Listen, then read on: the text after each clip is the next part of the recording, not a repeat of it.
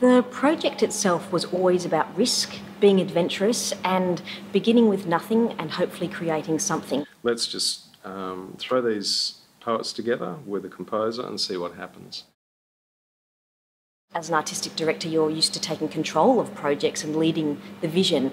In this sense, it was up to the poets, the composer and the musician to make something as I watched on. I chose Melody Ertverse for this program because she's a very versatile composer. I got here in December last year and met the poets, and we decided there how it was going to work.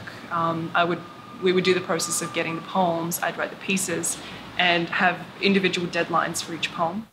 I think Melody was terrifically successful. I think it intrigued her and it excited her.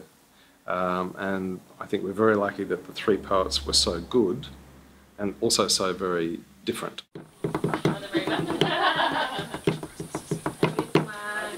Poetry is as diverse a process as life is. The poem is a performance. It has performance embedded within it, just like the musical manuscript has performance embedded in it and is realised at a particular point in time, just like the performed poem.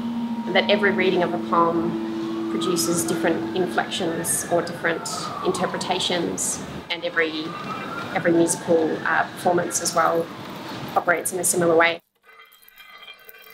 The faint, faint, faint harmonics of the roar, now lost in deep and silent dust. It was quite easy for me to be inspired and influenced by a poem, like a group of words that mean something in themselves. I wrote those poems on the first or second day that we met, took some time out and wrote them and kind of threw them on the table, and that was the starting point for Melody to begin things. And I literally haven't written anything about anything for this project since, so it's just been me being able to provide a spark, which I'm cool with, which is a bit different from other times when I've collaborated with artists. Counterpoint has been more of a challenge because of the distance, but also with two other poets who I think are quite different in style, in their style of writing.